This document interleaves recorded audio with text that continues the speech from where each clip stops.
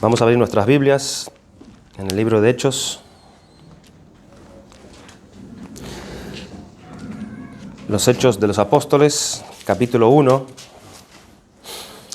Y vamos a dar continuación a este buen estudio que el Señor nos concede tener sobre este gran libro beneficioso para la Iglesia de Jesucristo en el pasado y en el día de hoy también. Vamos a leer una porción que está a partir del versículo 4 y vamos a leer hasta el versículo 11. Dice así la palabra de Dios. Y estando juntos, les mandó que no se fueran de Jerusalén, sino que esperasen la promesa del Padre, la cual les dijo: oísteis de mí. Porque Juan ciertamente bautizó con agua, mas vosotros seréis bautizados con el Espíritu Santo dentro de no muchos días. Entonces los que se habían reunido le preguntaron, diciendo: Señor, ¿restaurarás el reino de Israel en este tiempo? Y les dijo: no os toca a vosotros saber los tiempos o las sazones que el Padre puso en su sola potestad. Pero recibiréis poder cuando haya venido sobre vosotros el Espíritu Santo, y me seréis testigos en Jerusalén, en toda Judea, en Samaria y hasta lo último de la tierra. Y habiendo dicho estas cosas, viéndolo ellos, fue alzado y le recibió una nube que le ocultó de sus ojos. Y estando ellos con los ojos puestos en el cielo, entre tanto que él se iba, he aquí, se pusieron junto a ellos dos varones con vestiduras blancas, los cuales también les dijeron: varones Galileos, ¿por qué estáis mirando al cielo? Este mismo Jesús, que ha sido tomado de vosotros al cielo, así vendrá como le habéis visto ir al cielo. Vamos a pedir del Señor la ayuda. Padre, Señor nuestro, es nuestra gratitud ante ti, porque por medio de tu gracia, por medio de tu favor inmerecido a nosotros en esta mañana, tenemos el privilegio de poder abrir tu palabra y ser en ella instruidos. Padre, te rogamos que a la hora de acercarnos a considerar este pasaje, tú por medio de tu Espíritu nos abras el entendimiento y nos des la luz que necesitamos para que podamos ver las cosas que atesoran allí y que son beneficiosas para nosotros, para tu iglesia en el día de hoy. Te pedimos que tú bendigas tu palabra en medio de nuestro. Te lo rogamos con acción de gracias en Cristo Jesús. Amén. Amén. Pues bien, hermanos, vamos a seguir entonces con la correlativa de estas enseñanzas acerca de el libro de Hechos. Anteriormente nosotros vimos cómo el Señor Jesucristo se presentó vivo, con muchas pruebas indubitables, apareciéndoles a los discípulos, a muchos testigos, durante 40 días, y el Señor estaba exponiendo a ellos, hablando a ellos acerca del reino de Dios durante 40 días. Como la resurrección de Cristo es algo ciertísimo, lo hemos considerado de una manera más detenida, y cuánto podríamos no estar predicando acerca de la resurrección de Cristo. Pero en breve nosotros hemos visto acerca de esos testigos, acerca de su resurrección, con muchas pruebas indubitables para todos los hombres, pero también esas pruebas fueron dadas para la esperanza de los que han puesto su confianza en Él. Cristo se les apareció vivo muchas veces a muchas personas al mismo tiempo incluso. La resurrección de Cristo. La resurrección de Cristo no es un asunto de que nosotros podamos echarle mente y pensar y estar meditando a ver si eso realmente ha sido o no ha sido. No es un asunto de ideas que unos pueden dar un comentario, otros puedan decir otra cosa, sino que eso tiene pruebas irrefutables. Y qué bueno, ¿verdad? Qué bueno es para nosotros lo que hemos puesto nuestra confianza en Cristo, que nuestra fe no está fundada en ideas, sino está fundada en hechos, en acontecimientos certeros, reales. Nuestra vida espiritual no está fundada en conceptos, ni siquiera en filosofía, sino en hechos que son comprobables de una manera indubitable. Pablo dice de que de ese hecho había más de 500 testigos. Y cuando uno se va a establecer un juicio, cuando uno va a hacer una sentencia para validar si es condenación o es absolución de una persona, se piden testigos, siempre se piden testigos, y los testigos son fundamentales para evaluar lo que va a hacer de ese juicio. Es imprescindible. A ver qué dicen los testigos, qué dicen los testigos. Y en la Biblia se habla que había más de 500 testigos de la resurrección del Señor Jesucristo, que lo vieron vivo. Pablo escribe a la iglesia de Corinto, que era una iglesia que tenía problemas con creer la resurrección de Jesucristo, y Pablo les advierte diciendo, se le apareció a 500 personas al mismo tiempo. Vayan y pregunte a ellos para que ustedes confirmen que realmente era así. De manera que ahí está fundada nuestra fe, hermanos. Hechos indubitables. La resurrección del Señor Jesucristo es también lo que acredita. La resurrección acredita la obra del Señor Jesucristo, el mensaje también del Señor Jesucristo. La resurrección acredita la vida del Señor Jesucristo y la redención que da el Señor Jesucristo a los que Él salva. La resurrección de Jesucristo es el sello de Dios por haber aprobado la obra, su mensaje, sus hechos, su vida. Todo está validado por Dios por medio de la resurrección. Hemos hablado de esos 40 días también donde Jesús les hablaba acerca del reino de Dios. ¿Cómo es la autoridad de este reino? ¿Cómo deberían ser los ciudadanos que están dentro de este reino? ¿Cómo deben vivir dentro de este? ¿Cómo deben conducirse? Hemos mencionado la obediencia de los apóstoles al esperar pacientemente aquella promesa que les fue dada por boca de Jesucristo mismo. Y si bien ya habían sido instruidos ellos en los oficios de los apóstoles, no por eso ellos pretendieron comenzar con la predicación y pasar por encima de la orden de Jesús cuando Él les dijo, vayan a Jerusalén y esperen allí, sino que se quedaron esperando hasta haber sido confirmado por aquel Espíritu Santo que Cristo prometió. Esa es entonces, hermanos, una obediencia de parte de los apóstoles con humildad. Con humildad, porque sabían ellos que ellos tenían que ser guiados por Dios. Y ellos se sujetaron a eso. Ahora se agrega que Jesucristo les menciona respecto de la promesa de Dios su Padre, diciendo, la cual oísteis de mí. Vayan y esperen la promesa, la cual oísteis de mí, dice el Señor. Como diciéndoles que no debían esperar incluso de parte de Dios lo que le parecía bien a ellos. Nosotros podemos tomar las cosas de Dios y las podemos acomodar. Son de Dios, sí, pero la acomodamos a nuestra conveniencia. Ellos no hicieron eso. Lo que ellos hicieron fue esperar en lo que Cristo había dicho acerca de esa promesa, lo que oísteis de mí, el Espíritu Santo. El Espíritu Santo. Que esperen fue la orden de Jesucristo. La espera es algo que caracteriza mucho a los creyentes, mucho a los hijos de Dios. Cuando Adán y Eva pecaron y todo quedó bajo maldición, Dios les prometió que Él les enviaría a uno que aplastaría la cabeza de la serpiente y que arreglaría todo lo que ellos habían arruinado por causa de su desobediencia y por causa de su pecado contra la santidad de Dios. Pero ellos tendrían que esperar. Adán y Eva tendrían que esperar pacientemente que esa promesa llegara. Y un día, después de 4.000 años aproximadamente, al fin llegó el cumplimiento de las promesas y el Mesías vino. Después de siglos y siglos esperando, por fin llegó el Mesías. Luego matan a su maestro.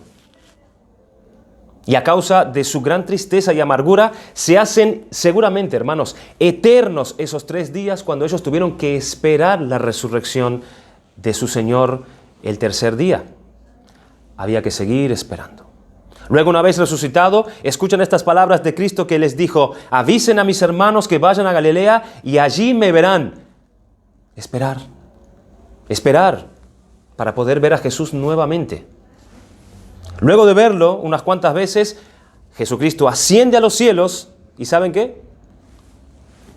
Deben seguir esperando. Deben seguir esperando la venida del Espíritu Santo. Y luego de la venida del Espíritu Santo hasta el día de hoy, donde pasaron ya más de 2000 años, ¿qué está haciendo el pueblo de Dios hoy en día? Sigue esperando. sigue esperando el retorno de Cristo por segunda vez. La novia con su lámpara esperando al esposo que regrese. Dios siempre ha ido probando y aumentando la fe y la esperanza de su pueblo por medio de la espera en Él. Y entre espera y espera del pueblo de Dios, Dios siempre ha sido fiel. Y siempre ha cumplido con su promesa. Cuando Él les prometió y tuvieron que esperar, Dios siempre fue fiel. Dice el Salmo 25:3, ciertamente ninguno de los que esperan en ti será avergonzado. Salmo 62:1, en Dios solamente espera en silencio mi alma, de Él viene mi salvación. Y dice en Josué 21:45, no faltó ni una palabra de las buenas promesas que el Señor había hecho a la casa de Israel, todas se cumplieron, todas. Entre espera y espera, el pueblo de Dios siempre ha sido confirmado que la promesa se ha cumplido, Dios ha sido fiel. Y como el Señor es fiel, y si Él dijo, he aquí, vengo pronto, Él cumplirá y Él vendrá. Así que esta última espera que le queda al pueblo de Dios es la espera más importante, hermanos. Es la más importante, porque cuando se cumpla la promesa, estaremos con el Señor nuestro Dios para siempre jamás. Ya no tendremos que esperar nada. Estaremos ya completos y con Dios por toda la eternidad. Aquí los tenemos entonces a los discípulos, en esa espera del Espíritu, con obediencia y con humildad, porque ellos sabían que ellos tenían que ser guiados por el Señor. Ellos confiaron en Jesucristo y por tanto esperaron en Él. Entonces Jesús agrega, Juan bautizaba con agua, pero ustedes serán bautizados por el Espíritu Santo. Y Juan el Bautista mismo es el que había dicho tal cosa de sus propios labios. Él dice en Mateo capítulo 3, versículo 11, yo a la verdad os bautizo en agua para arrepentimiento, pero el que viene tras mí, cuyo calzado no soy digno de llevar, es más poderoso que yo. Él os bautizará con el Espíritu Santo y fuego. Es como si Juan dijera, yo lo que hago es administrar únicamente las señales visibles del agua y que no me corresponde a mí conferir gracia por medio del bautismo que yo doy, sino que ese es el oficio de Jesucristo. Y aquí dice, yo les administro agua, pero aquel a quien ustedes todavía no han conocido, es decir, aquel que tiene el poder de lavar espiritualmente los corazones, a él no soy digno de desatar las cuerdas de su sandalia, pero si bien yo he venido antes, pero tengo que menguar y tenemos que fijar nuestra atención en él a efectos de su magnificencia. Esta es la palabra de Juan el Bautista. Y ahora Jesucristo la utiliza como diciendo, esto no tendría que ser nada nuevo para ustedes, porque ustedes ya hace mucho oyeron del privilegio de ser bautizados por el Espíritu Santo que me fue reservado únicamente a mí. Así que es una confirmación de la promesa que les da aquí. Es como si dijera, mi oficio es bautizar, pero no con agua, sino por el Espíritu Santo. No en vano me fue dado este oficio por Dios mi Padre. Entonces es necesario que ustedes esperen allí, para que reciban la experiencia y el fruto de esto que les prometo, para que todos ustedes puedan tomar de mi plenitud y gracia sobre gracia. Esperen allí. Es preciso que sean partícipes de este semejante beneficio, es decir, el de ser bautizados con el Espíritu Santo por Jesucristo mismo. ¿Has sido tú partícipe de este semejante beneficio?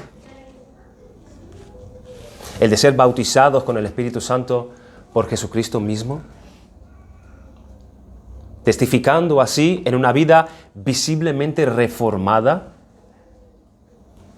¿O se puede decir que tu bautismo solamente fue el de Juan, con agua,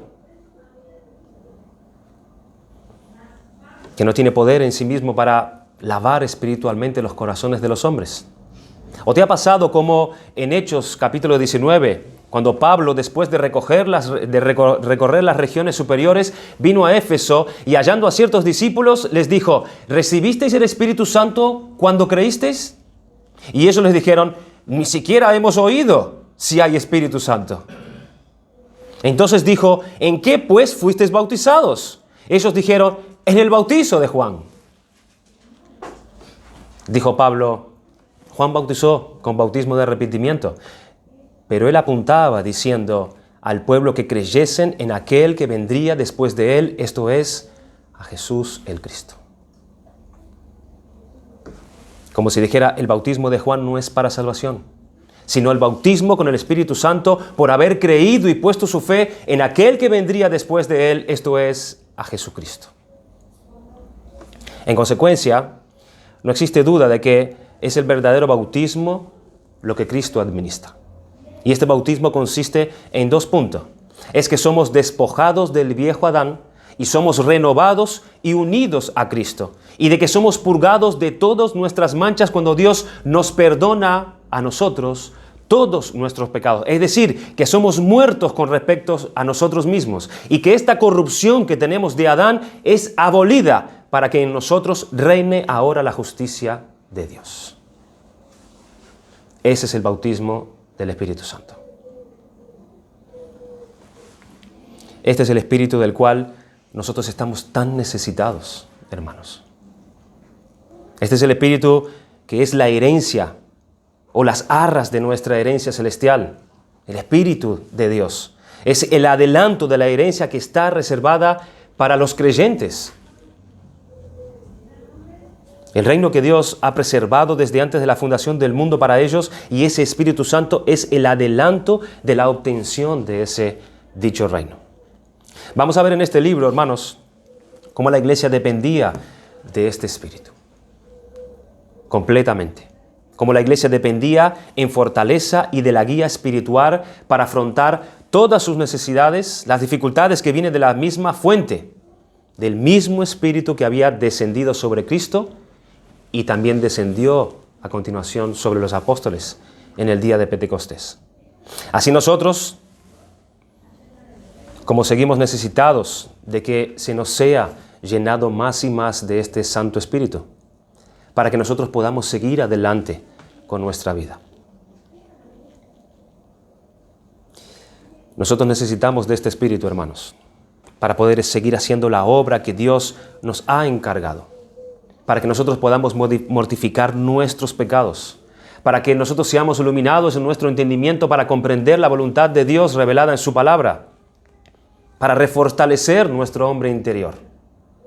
¿Cómo necesitamos del Espíritu de Dios?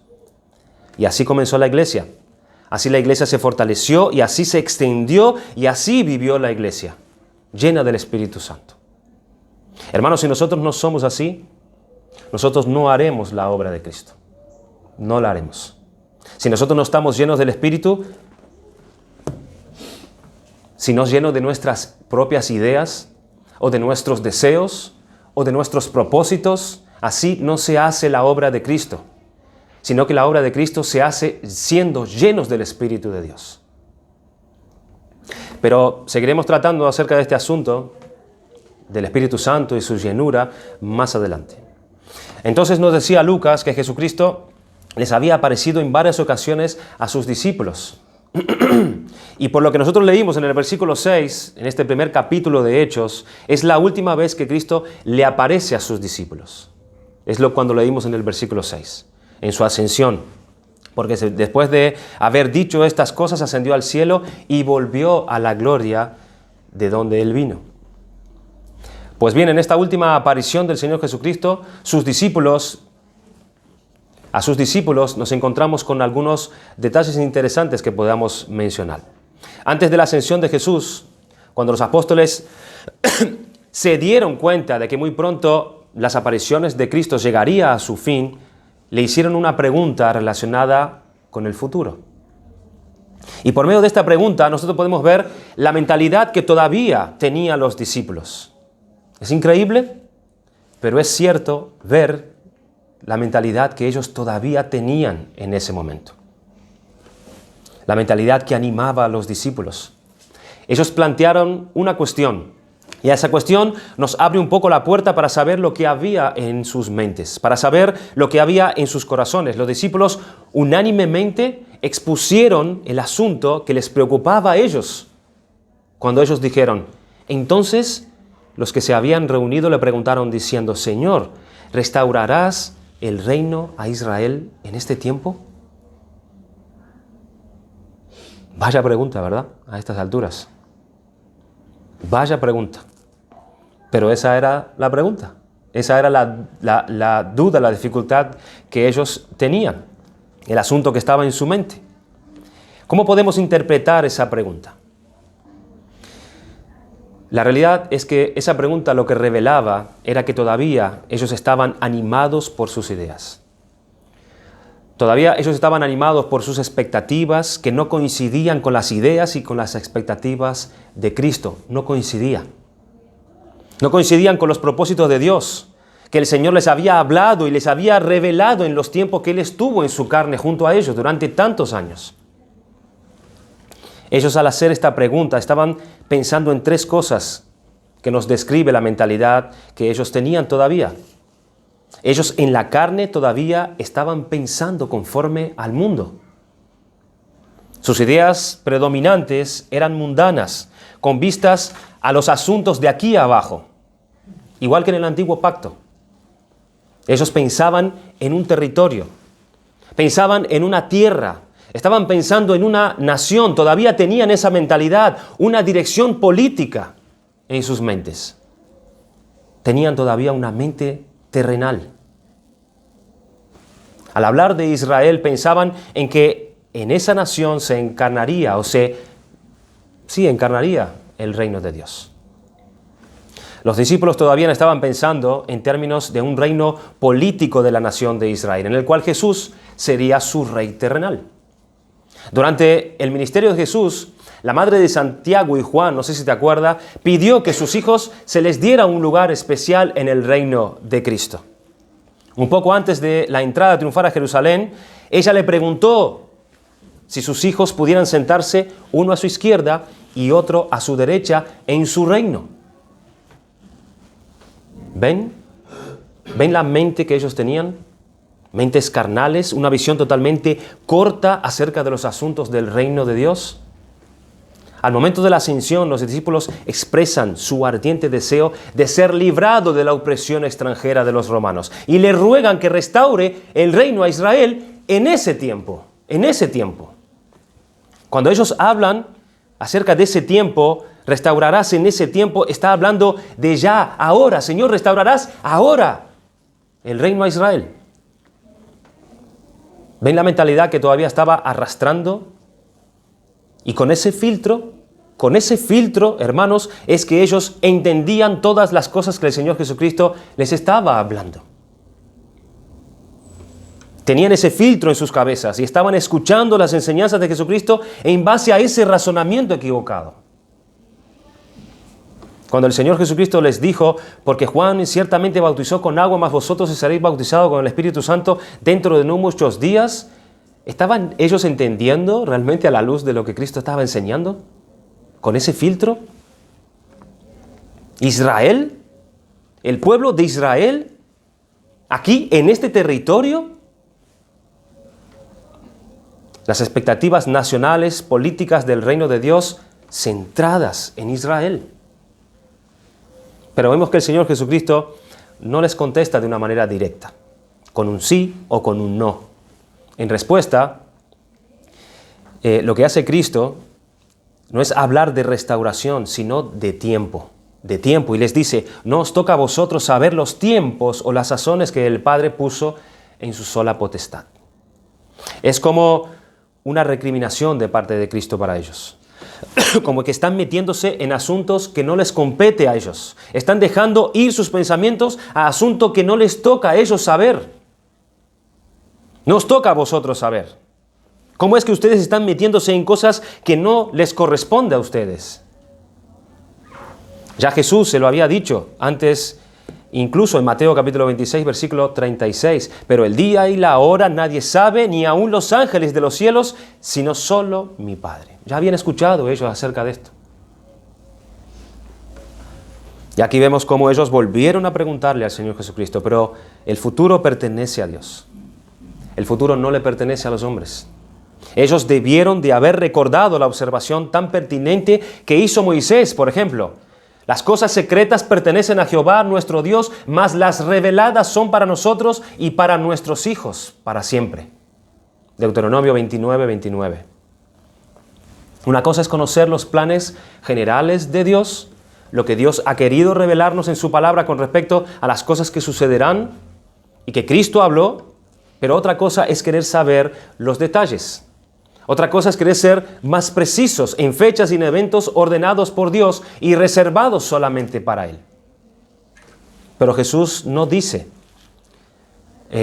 a su iglesia que ésta debe ignorar el futuro. No, Jesús no dice eso, sino que dice que los discípulos no tienen derecho de saber lo que no está revelado para ellos.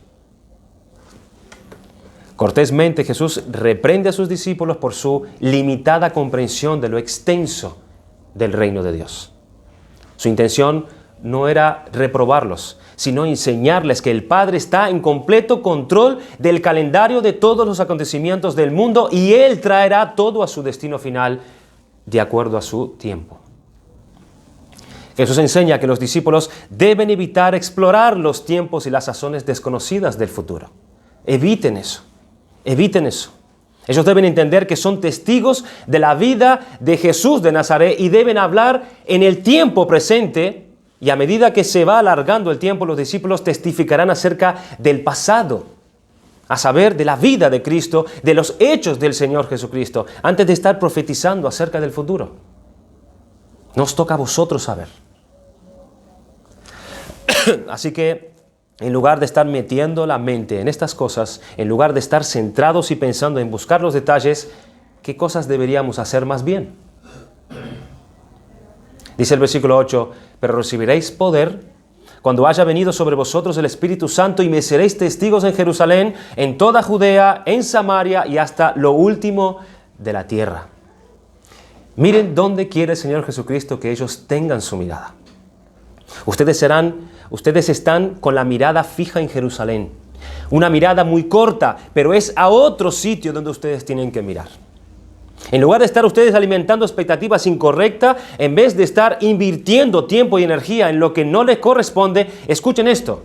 Miren lo que tienen delante. Miren cuál es la tarea. Miren cuál es la labor que ustedes tienen que plantearse en sus mentes. No os toca a vosotros estar metiéndose en estas cosas. Es esto lo que ustedes tienen que saber.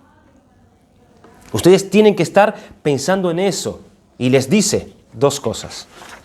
Por un lado, los discípulos iban a ser los agentes por el cual se iba a extender el Evangelio desde Jerusalén, pasando por Judea, Samaria y hasta lo último de la tierra. Pero mira, no solamente en Israel. El horizonte no está en la frontera de Palestina, sino hasta lo último de la tierra. Hasta lo último de la tierra los enviaré. ¿Cómo sonaría esta frase en la cabeza de los discípulos? Hasta lo último de la tierra. ¿Cuántos barcos haría falta para tomar hasta lo último de la tierra? O en sus mentes cabían solamente los judíos en el reino de Dios. ¿Recuerdan cuando fue a predicar Pedro a Cornelio? Cuando empezó aquel primer paso fuera de lo que son los límites de Israel. Ellos no lo habían asimilado todavía. Ya había pasado tiempo y Pedro y los discípulos no lo habían asimilado todavía el mensaje y el envío de Cristo para ellos. ¿Cómo es que te has atrevido, Pedro, a entrar en la casa de un gentil? Hasta ese momento no lo habían asimilado. La mira no estaba solamente en Israel. Lo que tenían que poner delante de ellos no estaba limitado en esa nación, sino que era para toda la tierra, para toda la tierra. Era esa la meta del Señor para ellos. Ese era el objetivo de la redención de Jesucristo. Esa era la meta de los planes de gracia de nuestro Señor, Dios y Creador. Toda la tierra quería el Señor. Y como pensamos nosotros a veces, reduciendo las cosas y los planes del Señor, ¿verdad? De manera que en vez de estar alimentando estas ideas estrechas y desviadas, pensemos en esto. El que iba a ser su cometido para ellos. Que ellos fueran los agentes a través de los cuales el Evangelio se iba a impartir a toda la tierra. Y los discípulos serían asistidos, los discípulos serían en su momento preparados serían vigorizados, serían dotados para esa tarea. ¿Cuándo? Dentro de no muchos días, le dijo el Señor. Esperen allí. Ellos no iban a ser dejados a expensa de sus propias cualidades o de sus propias capacidades.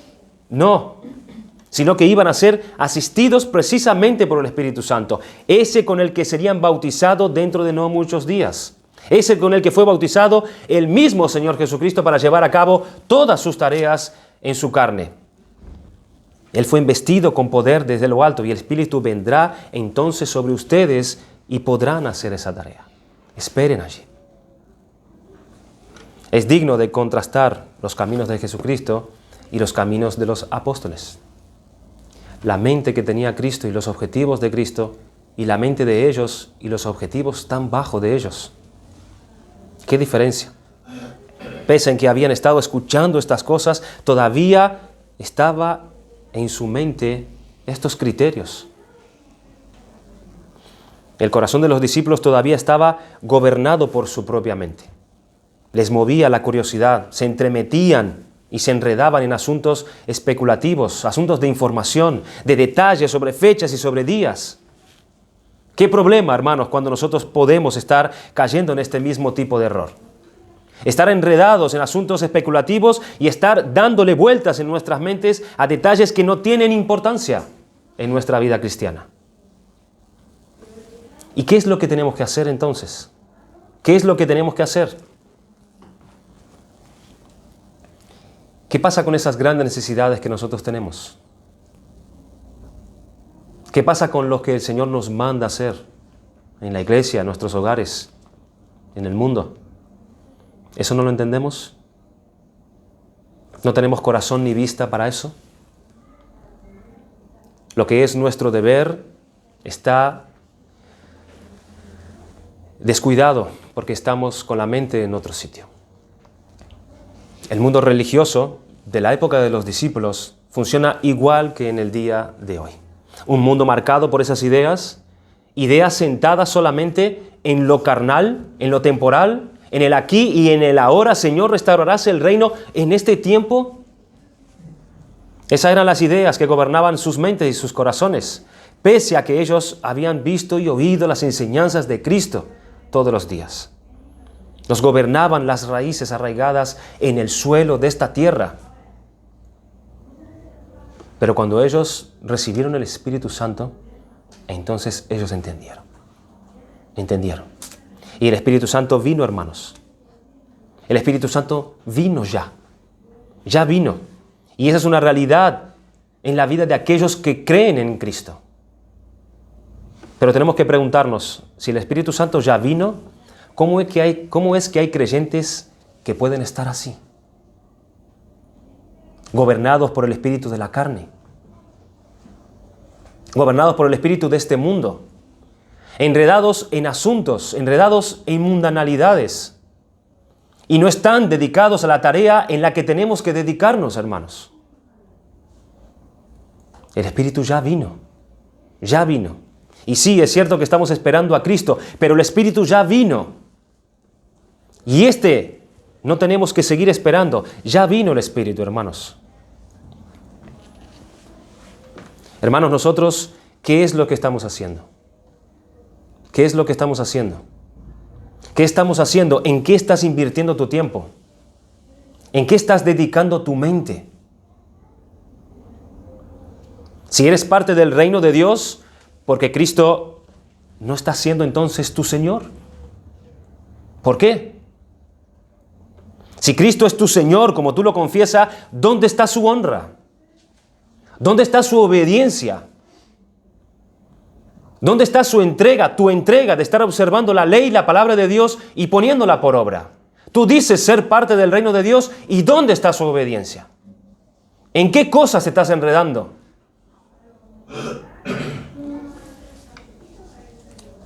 ¿Qué es lo que estamos haciendo, hermanos, en la iglesia de Cristo?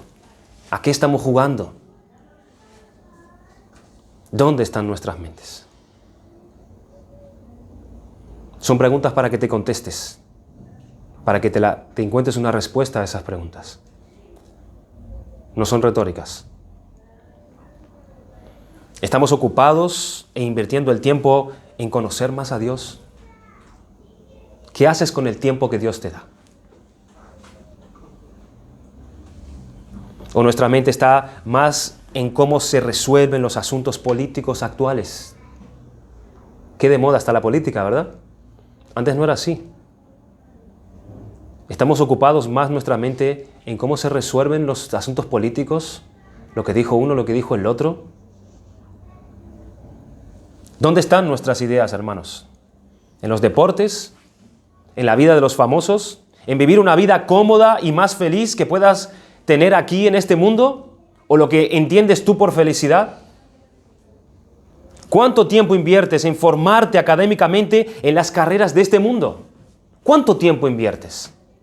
Yo conozco un vecino que ciertamente yo hablo con él y él me comenta siempre todos los cursos que él aprovecha gratuitamente dado por el gobierno para formarse cada vez más y llenar su currículum de más experiencia y más conocimiento acerca de las cosas de este mundo.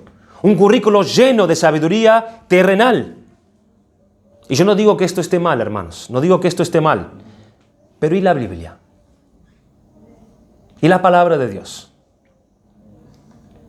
¿Cuánto conoces la palabra de Dios? ¿Tu entusiasmo y empeño es el mismo? Es el mismo. ¿Cuánto tiempo pasas delante de Dios en oración por los asuntos importantes de la iglesia?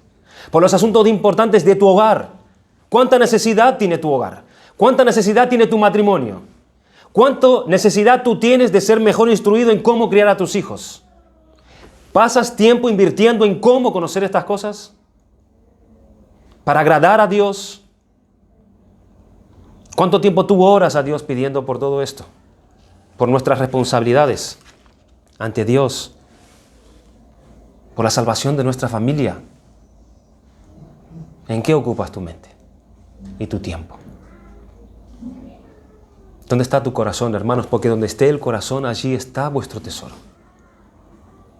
Por tanto, no acumuléis para vosotros tesoros en la tierra, más bien acumulad tesoros en los cielos, exhortó Cristo.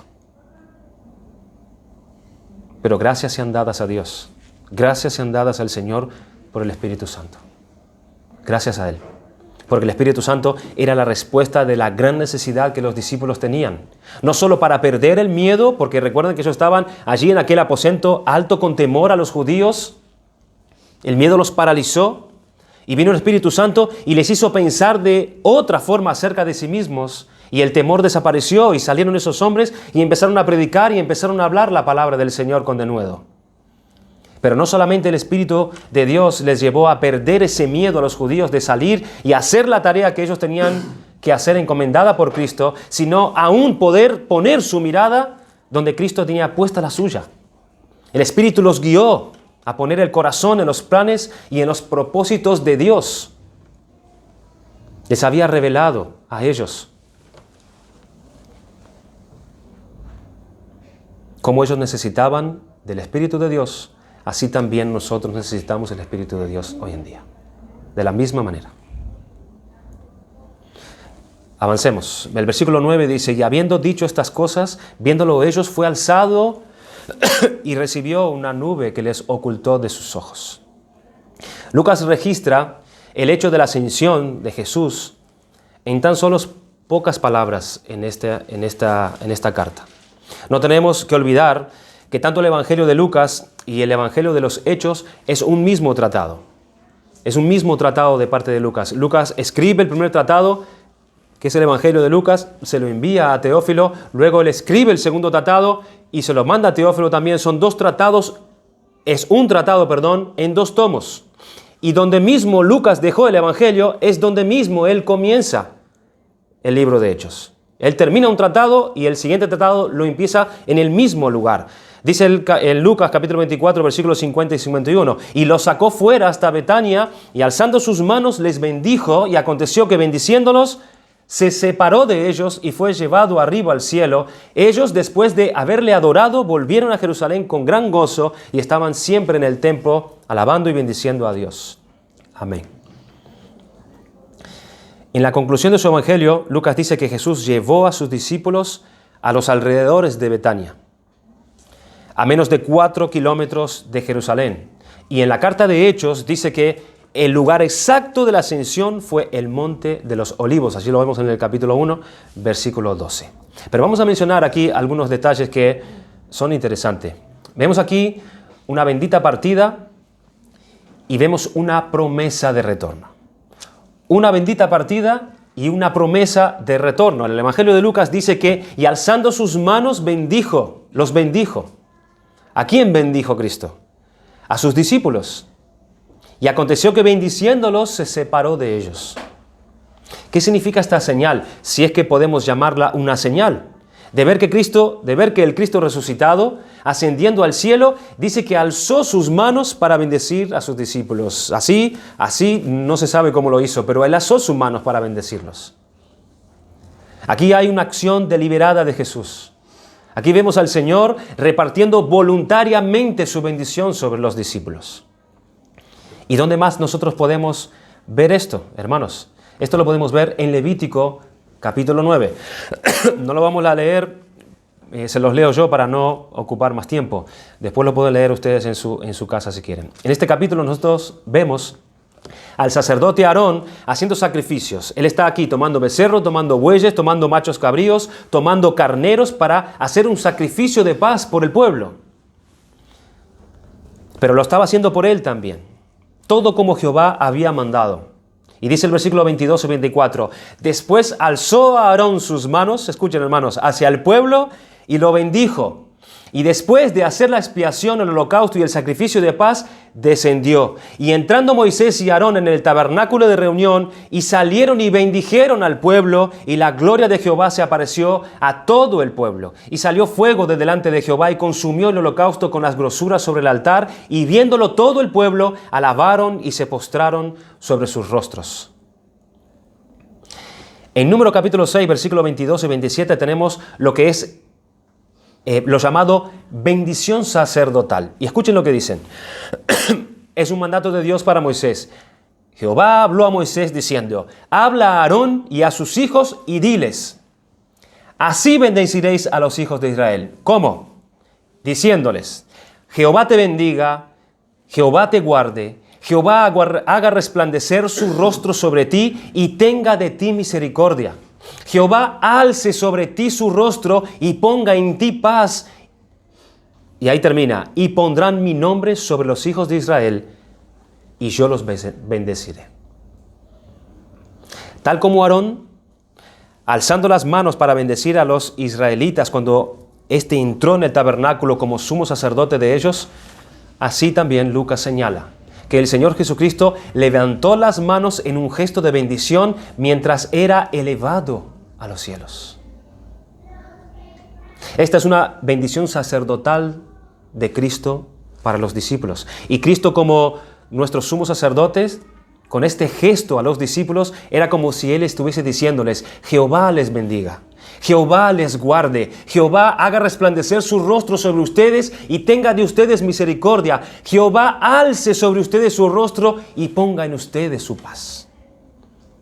¿Qué bendición les dejó Cristo a su iglesia? Aarón pronunció una bendición sobre Israel, alzando sus manos. De igual manera, Cristo, nuestro gran sumo sacerdote, fue enviado al mundo para bendecir a los pecadores, a fin de que cada uno se convierta de su maldad a Dios. Y esto queda evidenciado claramente en su ascensión. Su último acto levantando sus manos, lo último que hizo el Señor, su último acto fue bendecir a sus discípulos. En esas manos que Él levantó, estaban marcados todos los sufrimientos que Él tuvo que llevar por el perdón del pecado de su pueblo. Sufrimientos que nos trajeron todas las bendiciones espirituales a nosotros. Nuestro Señor salió victorioso de la muerte y del sepulcro tras haber acabado su obra y ascendiendo al cielo, alzando las manos, bendijo a su iglesia. Jehová los bendiga y les guarde. Jehová haga resplandecer su rostro sobre ustedes y tenga de ustedes misericordia. Jehová alce sobre ustedes su rostro y ponga en ustedes su paz. Por tanto, por los méritos de Cristo, la bendición arónica debe ser dirigida a la iglesia militante del día de hoy. Nosotros podemos decir, hermanos, que el rostro de Dios está brillando sobre nosotros con gracia y con paz. Podemos decir eso. Porque esa palabra, haga resplandecer su rostro o alce sobre ti su rostro, significa mostrar evidencias de favor divino. Es lo que significa. El Salmo 4:6 dice, muchos son los que dicen, ¿quién nos mostrará el bien? Alza sobre nosotros, oh Jehová, la luz de tu rostro. Asocian el bien con la luz del rostro de Dios. El Salmo 31:16 dice, haz resplandecer tu rostro sobre tu siervo, sálvame por tu misericordia. Vemos también en número 6, que después de la bendición sacerdotal de Aarón, Dios manda que, en el versículo 27, y pondrán mi nombre sobre los hijos de Israel, y yo los bendeciré, dijo el Señor. Poner el nombre sobre. Esto significa estar identificado con el Señor y ser propiedad de Él. De igual manera, Jesucristo alza sus manos bendiciendo al pueblo y pone el nombre de Dios sobre la iglesia. ¿Y cómo lo hizo? Enviando a su Espíritu Santo en el día de Pentecostés como el sello y la garantía que son propiedad del Señor, y por medio de ese sello, o sea, el Espíritu Santo, quedarían identificados con su Señor. Y esto es maravilloso, hermanos. Esto es maravilloso. Dice Martin Lloyd-Jones en su comentario al libro de Hechos lo siguiente. Tenemos palabras en la Biblia que nos dicen que Jesús en el cielo vive por siempre para interceder por ellos. Se ha llevado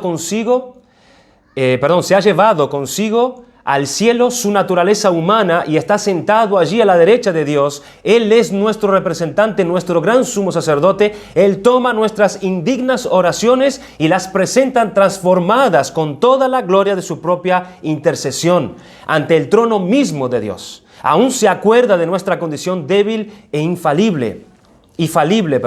Fue tentado en todo según nuestra semejanza, pero sin pecado.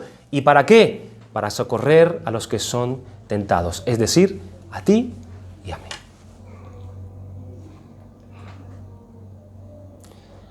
Dice el versículo 9 de Hechos 1, y habiendo dicho estas cosas, viéndolo ellos, fue alzado y le recibió una nube que le ocultó de sus ojos. Dice que fue levantado mientras miraban ellos al Señor. Es muy interesante lo que comenta Kistemarker acerca de cómo ellos miraban. Él dice, es evidente que Lucas no enfoca la ascensión desde el punto de vista de Jesús, sino que enfoca la atención desde la perspectiva de los discípulos que miraban al Señor. Ellos están viendo la ascensión de Jesús desde la tierra hacia el cielo. Deben darse cuenta de que las periódicas visitas de Cristo resucitado han cesado con su ascensión, que marca el fin del tiempo en el que Él estuvo físicamente presente con sus seguidores. Por eso, en los siguientes capítulos de Hechos, nosotros vemos que Jesús aparece a sus apóstoles solamente por medio de visiones. Ya no lo hace de una manera física, por visiones. El verbo fue llevado o fue alzado, da a entender que Dios el Padre es quien lleva a Jesús al cielo. Es el Padre quien lo lleva al cielo. Esto indica que la tarea física de Jesús en la tierra había cesado. Su tarea terminó, el Padre se lo lleva. Y una nube le ocultó de sus ojos. Por otros pasajes de las Escrituras sabemos que una nube ocultó, por ejemplo, la gloria celestial del Padre en el tabernáculo. Una nube brillante también cubrió a Moisés y a Elías cuando aparecieron hablando con Jesús en la transfiguración. Y de esta nube los discípulos también oyeron la voz de Dios desde la nube. Y Lucas lo que realmente le interesa es evidenciar que Jesús deja el escenario de este mundo y entra a la gloria de su Padre. Lo ocultó una nube. Dejó este mundo y entró a la gloria de su Padre. Después de ver una bendita partida, veamos en breve, mucho más breve, una promesa de retorno. Leemos en el versículo 10 y 11. Y estando ellos con los ojos puestos en el cielo, entre tanto que él se iba, he aquí se pusieron junto a ellos dos varones con vestiduras blancas, los cuales también les dijeron, varones galileos, ¿por qué estáis mirando al cielo? Este mismo Jesús que ha sido tomado de entre vosotros al cielo, así volverá como le habéis visto ir al cielo. Si crees que Jesús terminó su obra cuando murió y fue sepultado, debemos escuchar con atención, hermanos, el mensaje de Lucas. Debemos leer también este tratado que fue escrito a Teófilo, pero que también fue escrito para ti y para mí. Tenemos que ser conscientes de eso. Jesús volverá otra vez, es lo que está diciendo, o lo que relata Lucas, del mismo modo en que se fue. Volverá en forma corpórea y visible, y no oculto en una nube, sino montado sobre las nubes del cielo y rodeado de todos sus ángeles. Y juzgará al mundo con justicia y establecerá su reino de gloria, el cual no tendrá nunca más fin. Ese es el mensaje del cristianismo.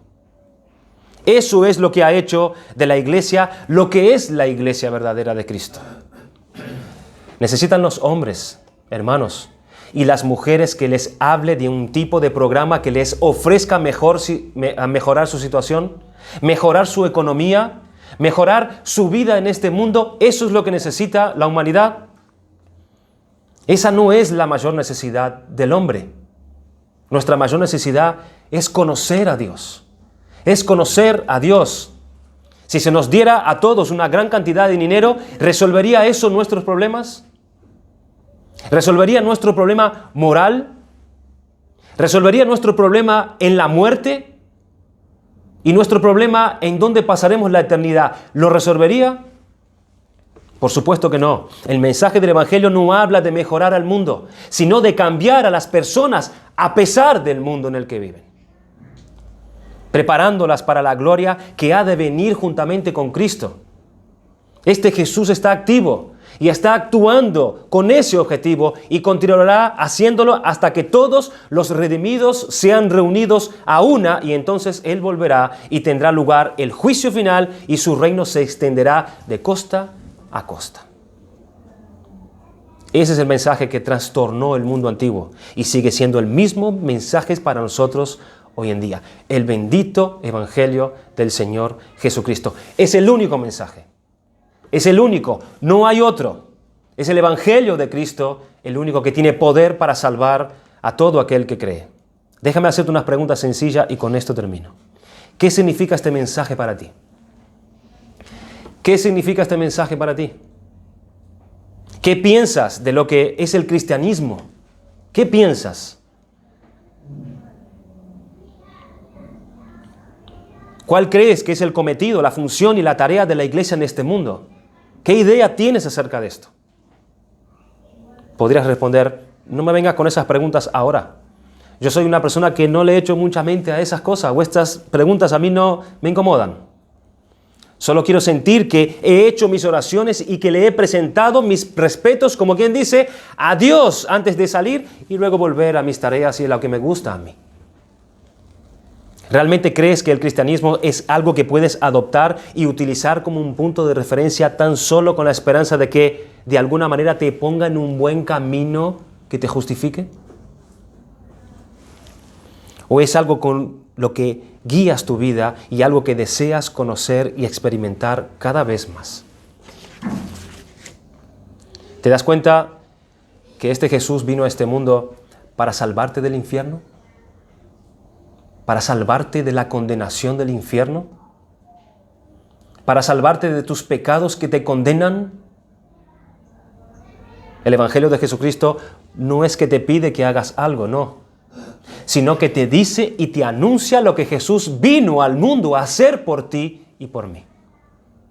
Él vivió la vida perfecta que ninguno de nosotros podríamos vivir, porque somos pecadores, no podíamos. Y Él murió la muerte que nosotros merecíamos morir. ¿Por qué? Porque somos pecadores. Y Él ofrece la vida eterna a todo aquel que acude a Él con arrepentimiento y depositando su fe solamente en Él y en lo que Él hizo para el perdón de sus pecados. Hermanos, contando con la certeza del regreso de Cristo en un día futuro, miremos cómo estamos andando. Miremos cómo estamos andando. Miren a los discípulos, aún con la promesa de la inminente llegada de su Espíritu, la anhelante mirada dirigida al cielo de los discípulos les estaba distrayendo de la misión que ellos tenían delante de ellos. Que no sea así con nosotros, hermanos. Que no esté nuestra mirada puesta en cosas vanas, triviales, y que perecerán juntamente con este mundo. Nuestro cometido es llevar a nuestra generación el testimonio de los apóstoles, con la confianza de que el Espíritu de Jesús utilice su palabra para atraer a los muertos rebeldes a la vida verdadera y a la sumisión gozosa del gobierno de Cristo. Esa es la misión de la iglesia. Y mientras tanto, mantengámonos ocupados en aquellas cosas que Él mismo, Cristo, nos ordenó. En la iglesia, en nuestros hogares, con los de fuera, en nuestro trabajo. Mentes centradas en la enseñanza de Jesucristo. Que el Señor nos ayude, hermanos. Vamos a dar gracias a Dios por su palabra.